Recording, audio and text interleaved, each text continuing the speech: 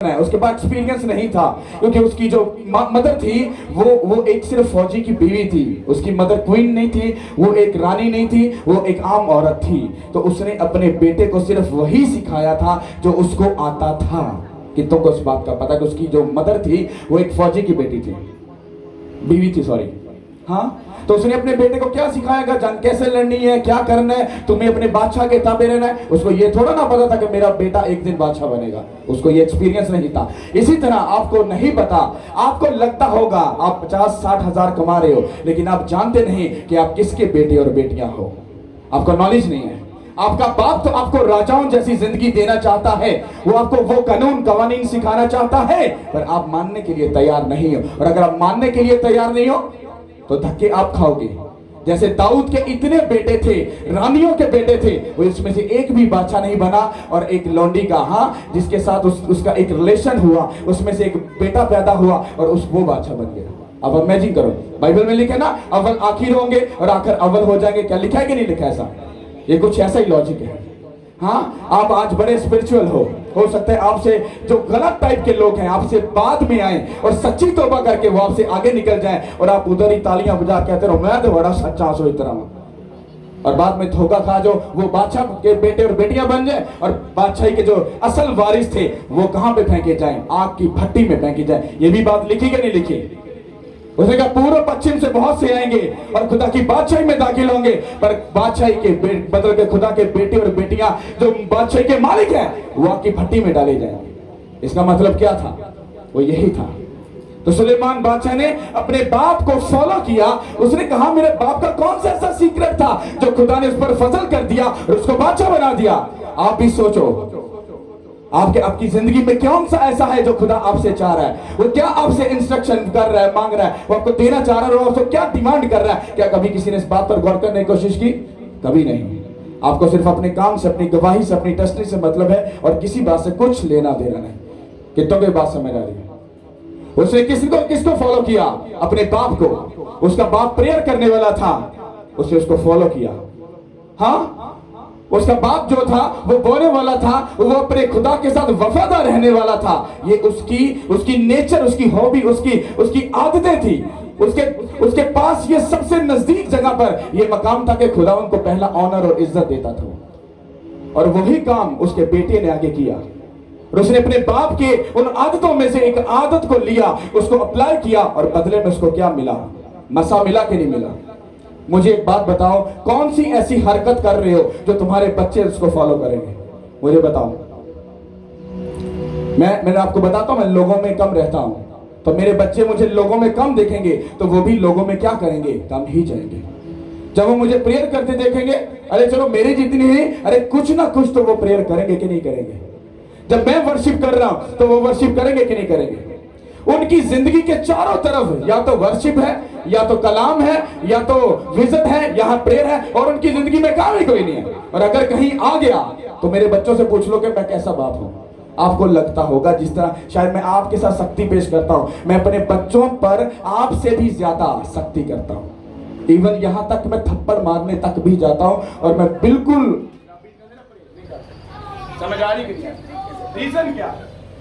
आम बंदे की बात जो है, इसके बेटे और बेटियां, हाँ, खुदा के, तो जब आप भी कुछ गलत करोगे तो आपकी बात भी लोगों में ज्यादा हाईलाइट की जाएगी, क्योंकि ये खुदा के बेटे और बेटियां हैं। समझ आ रही कि नहीं आ रही? हम फिजिकल तौर पर इतना स्टिक अपने आप में ये सोच रहे हैं, इतना सोच रहे हैं, सोचो खुदा हमारे बारे में कितना बड़ा सोच रहा होगा। हालेलुया। तो सुलेमान बादशाह ने किसको फॉलो किया? अपने बाप को, और बदले में क्या लिया? बरकत को लिया। अब जब मैंने आपको बताया कि जब सुलेमान बादशाह ने, जब सेकंड उसने अपना 22,000 बैल और 120,000 जब उसने भेड़ बकरियां जब अपना बीज बोया, तो उसके बाद आगे लिखा है कि खुदावंद खुदा ने कहा कि सुलेमान मैंने तेरी दुआ को क्या कर लिया है? सुन लिया है। कौन सी दुआ सुन ली थी? किसी को पता है इस बात के बारे में? सेकंड जब खुदावंद सुलेमान बादशाह पर जाहिर हुआ था तो कौन सी बात उस पर जाहिर की थी? क्या पता आपको? कौन सी ब्लेसिंग दी थी? पता मत या आप चले जाओ, साइड पे चले जाओ।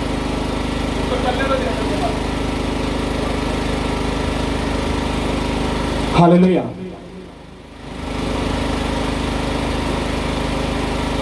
कितनों को समझ आ रही बात है? सुलेमान बादशाह को खुदावन जब दोबारा दिखाई दिए तो उसको कहा, मैंने तेरी दुआ को क्या कर लिया, सुन लिया। और वो उसको ब्लेसिंग पता क्या मिली थी? उसने खुदा के घर में खुदावन की प्रेजेंस को, उसकी आग को, उसके मसा को और उसकी हजूरी को तलब किया था कि आज के बाद जो घर मैंने तेरे नाम से बनाया, इस घर में तेरा जलाल, तेरी कुदरत, तेरा मसा, तेरी फेवर यहां पर जुम्बिश करे। और जब भी कोई गलती करे, गुनाह करे या अपनी थैंक्स गिविंग लेकर जब इस हैकल में आए, तेरे सामने झुके, तो तू उसकी दुआ आसमान से सुनकर उसको जवाब देना। और खुदा ने कहा, हाँ मैंने तेरी दुआ सुन ली। आज के बाद जो भी बंदा इस हैकल में आएगा, जब वो दुआ करेगा, मैं आसमान से उसकी दुआ सुनकर उसको जवाब दूंगा। इमेजिन करो कितना बड़ा उसने मसे को हासिल किया। कितनों को इस बात की नॉलेज थी? हालेलुया। जब सेकंड उसको ये बरकत मिली तो उसने लोगों के लिए, फिर भी किसके लिए? लोगों के लिए। वो 22,000 जो बैल और 120,000 भेड़ बकरियां, वो अपने लिए नहीं, वो लोगों के लिए, ताकि लोग जब हैकल में आए, दुआ करें, तो खुदा उनकी दुआ का उनको क्या करे? जवाब दे। किनका फायदा था? सुलेमान बादशाह का या लोगों का? आगे हुआ क्या? अब जब आप सब कुछ अच्छा करते हो और जब अपनी लाइफ में गलती करते हो, तो वही गलती आपके बच्चों के आगे जाकर काम करती है। कैसे? सुलेमान बादशाह ने हैकल बना लिया, अपना घर बना लिया, मसा ले लिया, बरकत ले ली, दुनिया का सबसे अमीर आदमी बन गया। उसकी हिकमत को देखने के लिए, सुनने के लिए दुनिया से लोग, बादशाह जो थे उसको सुनने के लिए आते थे। और बाइबल कहती है कि जब सुलेमान अपने थोड़ा सा बुढ़ापे में चला गया, तो वहां पर जाकर फिर शैतान ने उसके साथ क्या किया? गेम खेली। और जिस बात से खुदा ने उसको मना किया था, उसने वही काम किया। क्या किया? खुदा ने उसको मना किया था कि तू गैर ममूतों में, गैर कौमों में, गैर लोगों में जाकर रिलेशन मत रखना। और सुलेमान बादशाह ने, बाइबल ये कहती है, उसने हर नस्ल और हर जात की औरत से शादी की हुई थी। और जब उसने कर ली, तो जब वो थोड़ा सा बुढ़ापे में चला गया, उसकी बीवियां जो थी वो जवान थी, वो उसने अपने शौहर को माइल करती। तो पहले अपने लिए वो मंदिर बनाती, उसके लिए वो मूर्तियां बनवाती, और उसके बाद कहती ठीक है हम चली जाएंगी, तू ना जाए, पर हमें हमारे खुदा की पूजा तो करने दे। उसने कहा ठीक है तुम करो। तो जब वो उसने मंदिर बना दिए, सब कुछ कर दिया, तो साथ में आके कहती एक दिन तू चल हमारे साथ तो चलना, चल इबादत ना करी, तू बाहर तो खड़ा है। उसने कहा कोई बात नहीं, इसमें कौन सा फर्क है। वो चल पड़ा। जब वो चल पड़ा, शैतान को समझ आ गई कि अब ये आगे भी बात मानेगा। जब वो दरवाजे के पास चला गया, उसकी बीवी कहती चल तू अंदर जाके कुछ ना करी। अरे अंदर तो चलना। उसने कहा मैंने कौन सा कुछ करना है, चलो मैं अंदर चलता। वो अंदर चला गया। और एक दिन ऐसा आया तो उस औरतों ने उसको अपने देवताओं के आगे क्या कर दिया? घुटनों के बल कर दिया। और सुलेमान किसकी पूजा करना और वर्शिप करना शुरू हो गया? किसकी? आप नहीं जानते। अगर आपकी मेहनत स्ट्रांग नहीं, अगर आपका खुदा में चलना मजबूत और स्ट्रांग नहीं है, आप कितने भी सियाने और समझदार बन जाओ, शैतान आपके साथ कभी भी गेम खेल सकता है।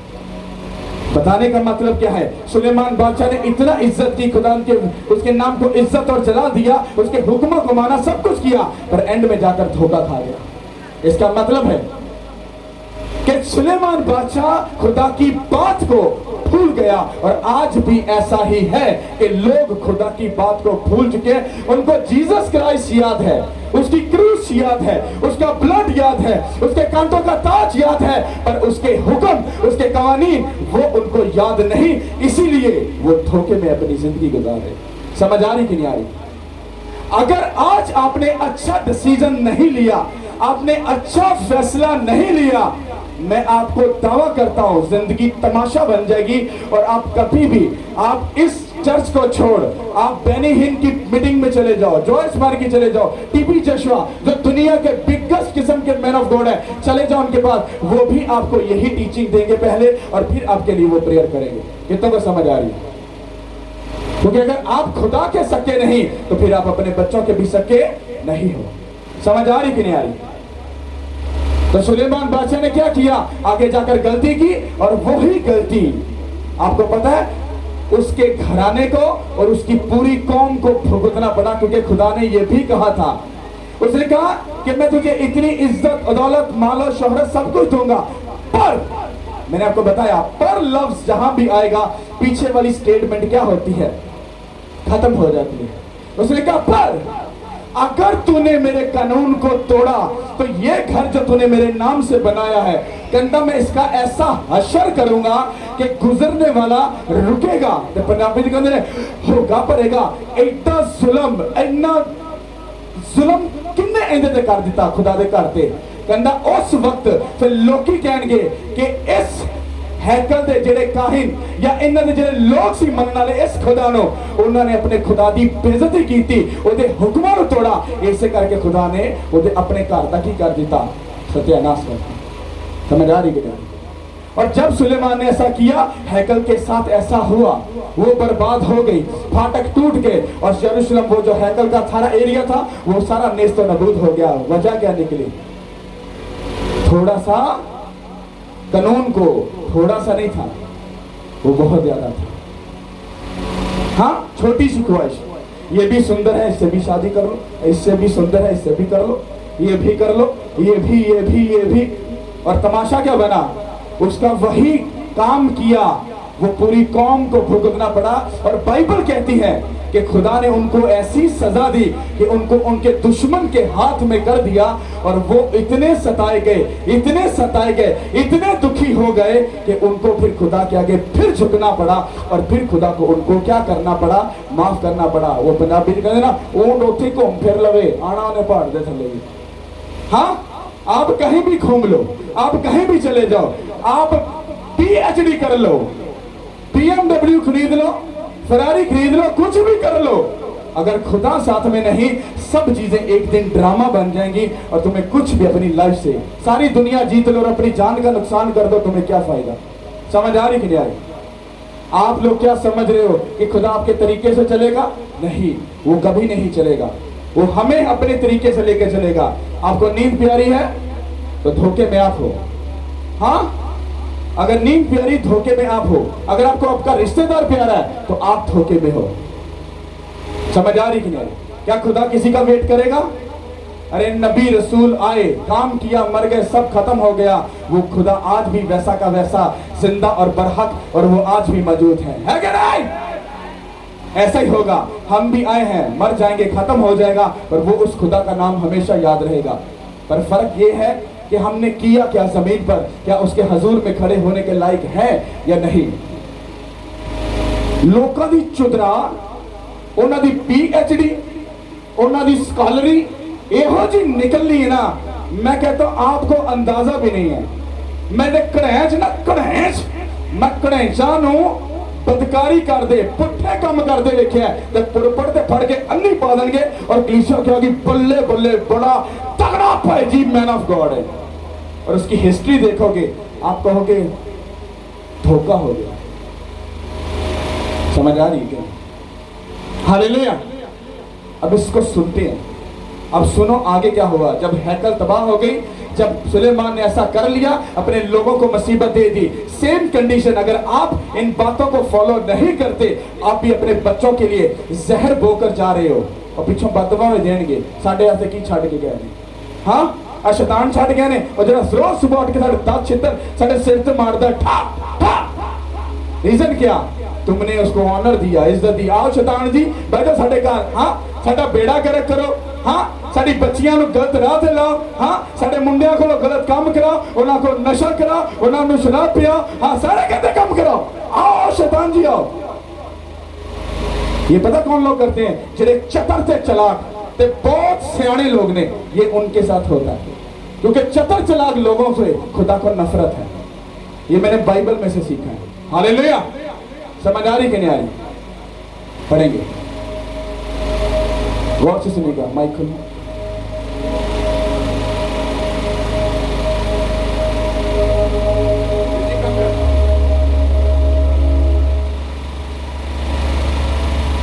हालेलुया। आज हम कलाम मुकद्दस में से नहमाया उसका 10 बाप और उसकी 28 आयत। और बाकी लोग और काहीन और लावी और दरबान और गाने वाले और नतानीम और सब जो खुदावंद की शरीयत की खातर और मुल्कों की कौमों से अलग हुए थे और अपनी बीवियां और उनके बेटे और बेटियां गर्ज जिनको वो समझ और अकल थी, वो सब के सब अपने भाई अमीरों के साथ मिलकर लानतों कसम में शामिल हुए, ताकि खुदावंद की शरीयत पर जो बंदा खुदा मूसा की मग़फ़िरत मिली चलें और यहोवा हमारे खुदावंद के सब हुक्मों और फरमानों और आइनों को माने और उन पर अमल करें। और हम अपनी बेटियां मुल्क के बशिंदों को ना दें और ना अपने बेटों के लिए उनकी बेटियां लें। और अगर मुल्क के लोग सब्त के दिन कुछ मार या खाने की कोई चीज़ बेचने को लाएं तो हम सब्त को किसी मुकद्दस दिन मोल ना लें और सातों साल और हर कर्जे का मुतालबा छोड़ दें। और हमने अपने लिए कानून ठहराए कि अपने खुदावंद के घर की खिदमत के लिए साल बा साल मशकाल का तीसरा हिस्सा दिया करें, यानी सबतों और नए चांदों की नज़र की रोटी और दायमी नज़र की कुर्बानी और दायमी सोख्ती कुर्बानी के लिए और मुकर्रर ईदों और मुक़द्दस चीज़ों और खुदा की कुर्बानी के लिए इसराइल के वास्ते कफ़ारा हो और अपने खुदा के घर के सब कामों के लिए। और हमने यानी काहिनों और लावियों और लोगों ने लकड़ी के हदिये की बाबत पूरे डाले, ताकि उसे अपने खुदा के घर में बाप दादा के घरानों के मुताबिक मुकर्रर वक्तों पर साल बा साल खुदावंद खुदा अपने खुदा के मज़बा पर जलाने को लाया करें, जैसा शरीयत में लिखा है।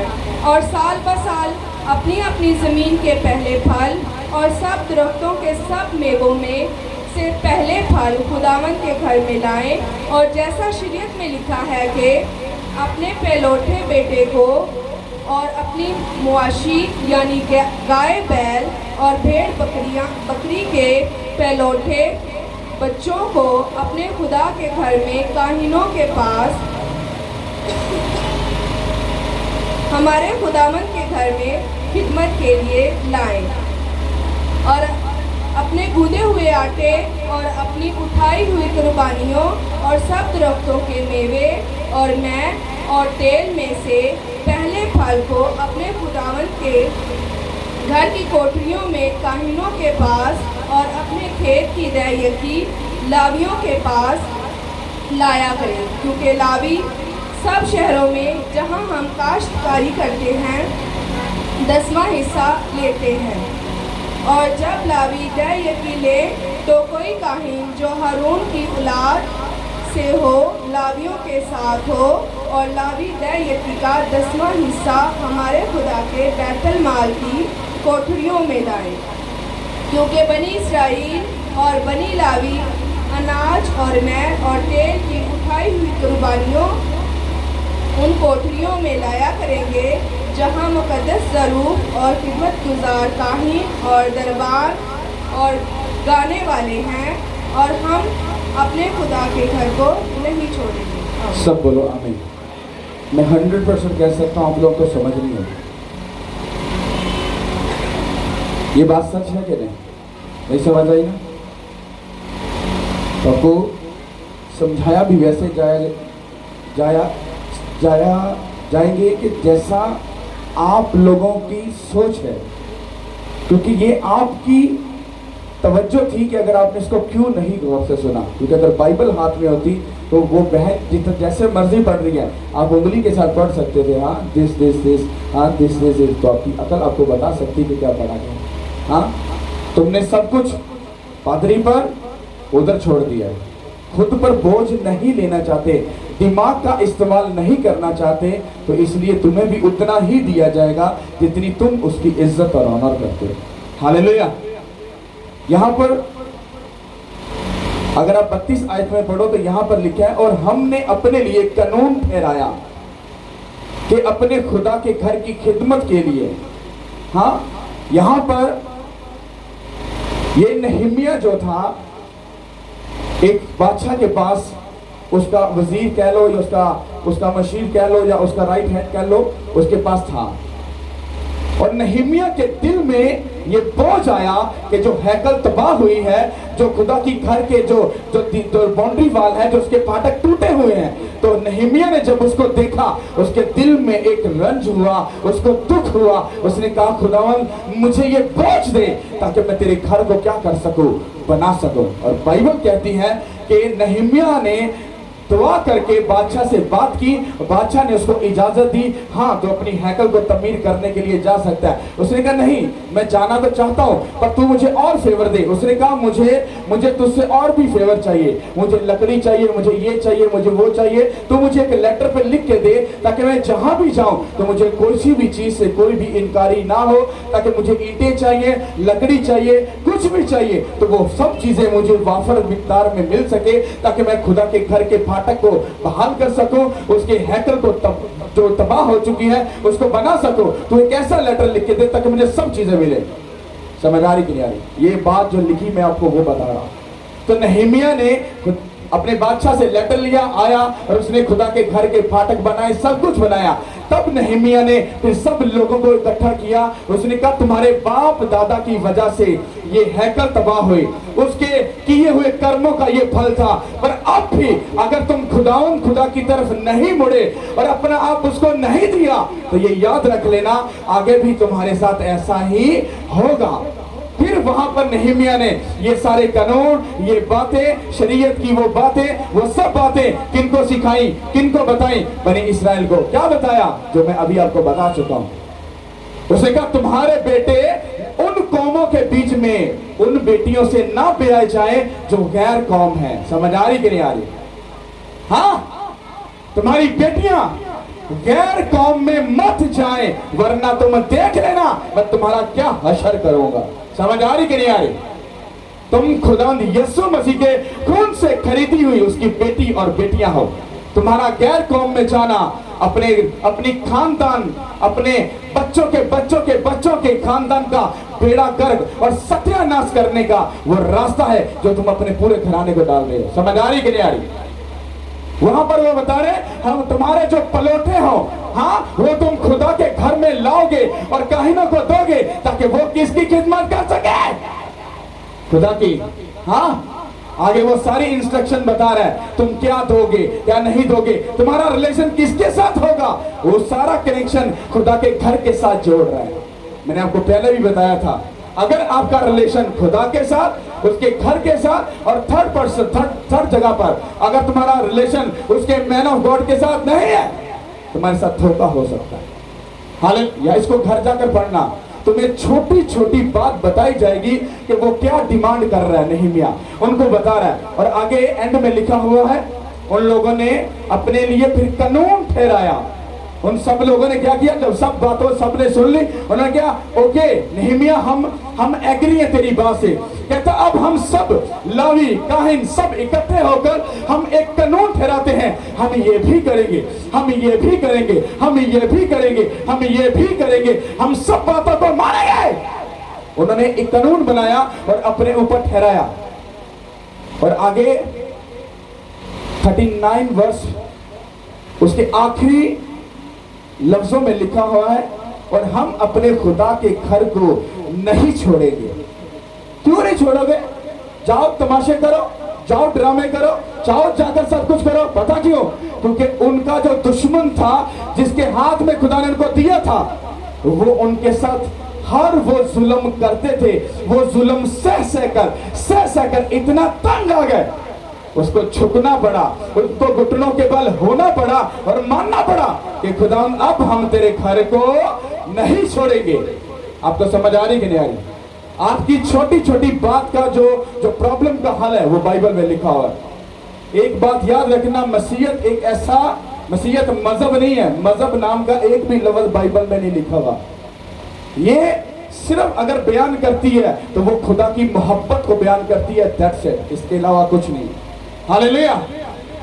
आप इस बाइबल के मुताबिक सब चल सकते हैं जब तक आप डिसीजन नहीं लेंगे और नहीं चलेंगे। आपको अपने ऊपर कानून ठहराना पड़ेगा, आपको अपने ऊपर सख्ती करनी पड़ेगी। अगर नहीं करोगे आप उसके घर में कभी भी टिक नहीं सकते। समझ आ रही कि नहीं आ रही? कितनों को समझ आई? अच्छा, मैं पूछूंगा तो फिर कहोगे पास्टर जी हो बोलिया नहीं जाना, तो खड़ा करो। हाँ, फिर पूछता हूं कितनों को समझ आई? चलो मैं इसको दो मिनट में आपको एक्सप्लेन करता हूं। बात तो 2 मिनट में भी एक्सप्लेन हो जाती है। ये मैं आपको बताना ये चाह रहा हूं, एक बंदा था, हाँ, उसको अकल आ गई कि मुझे कुछ करना चाहिए खुदा के लिए। उसने डिसीजन लिया, आ गया डिसीजन लेके, उसने खुदा के घर का, टूटा फूटा घर था, उसको उसने पूरा ऐसे लग्जरी किस्म का बनाकर यस कर दिया। अब हैकल खाली थी, उसने लोगों को इकट्ठा कर लिया, कहना भी आ जाओ भी, सारे इकट्ठे हो जाओ। कहना सुनो, कहना जे तुसी कानून मनोगे तो हैकल कायम रहेगी, तुसी भी कायम रहोगे और तुसी अपने दुश्मन के हत्थों की कीते जाओगे, छुड़ाए जाओगे। मैंने कहा भाई जी की करना पेगा, तेन पुठे काम छड़ने पैणगे, तेन गैर मूदा छड़ना पेगा, अपन बेटियां अपने विच ही ब्याहना होएगा, अपने पुत्रां अपने कोल ही रखना होएगा। हाँ, तेन यह भी खुदा ली करना होएगा, तेन खुदा के घर दे कनैक्शन रखना होएगा, तेन खुदा ने जुड़िया मनोगे। मैंने कहा भाजी मनन तैयार हाँ, क्योंकि छितर इन्ने को पै गया सी, इन्ने के छितर पै गया सी कि गुंजाइश ही नहीं सी मुकरन दी। तो बात प्यार से हो जाए तो रोज ज्यादा अच्छी है, या कि डंडे पहन तो फिर ही समझ आएगी। मुझे तो भाई डर लगता है। तो करतूता बिल्कुल सैट रखी दिया ने, कितने विंगी होने लगे तो एकदम इंस्ट्रक्शन मिलती सीधा हो जा, नहीं तो यहो जी बरसात तो होएगी ना कि तेरी सोच है और समझ आ जाएगी। तो कहने का मतलब ये था कि नहमीया ने क्या किया, उनको समझाया, उन्होंने समझा, उन्होंने कानून बनाया, उन्होंने कवानीन बनाए। हाँ, हम खुदा के साथ जुड़े रहेंगे और उसके बाद उसके घर के साथ जुड़े रहेंगे, ये हमारा तुझसे प्रॉमिस है। और वो सारे की क्या किए गए, बहाल किए गए। हालेलुया। तो फंसे किसकी वजह से? किसकी वजह से? अपने बाप दादा की वजह से। अगर आज आप डिसीजन नहीं लोगे अपने बच्चों को बचाने का, उनको चर्च में लाने का, उनको खुदा के कानून, कवानीन, बातें, ये सब चीजें सिखाने का जिम्मा नहीं लोगे, तो आगे आपके बच्चे भी आपके दुश्मन में हाथ में दिए जाएंगे। फिर वो बेचारे शुरू से जाकर मेहनत करेंगे और आपको सिर्फ कोसते ही रहेंगे। पता नहीं केड़ा स्यापा सानू दे गए। समझ आ गई नहीं आ गई? तो बात कहां से शुरू हुई? मां प्यो तो, बाप दादा तो। अगर उत्थे लक्षण चंगे हो जाएंगे, अगे सब कुछ चंगा हो जाएगा। हाँ, तो जो अगे चंगा होएगा तेरिया नस्लां दी नस्लां की होणगियां, ब्लेस्ड होणगियां। होणगियां कि नहीं? तारीफ कर दो उस खुदा की। खुदा आपको इस कलाम के वसीला से ब्लेस करे और आपको इसको समझने और इस पर चलने की तौफीक दे, ताकि आप समझ सको कि खुदावन खुदा को छोड़ और कोई खुदा नहीं। उसके साथ जुड़े रहना, उसके घर के साथ जुड़े रहना, उसके साथ दिल लगाए रखना, ये हमारी नस्लों को बचाएगा। हालेलुया। सब बोलो आमीन। सब अपने कदमों पे खड़े हो जाओ। हालेलुया।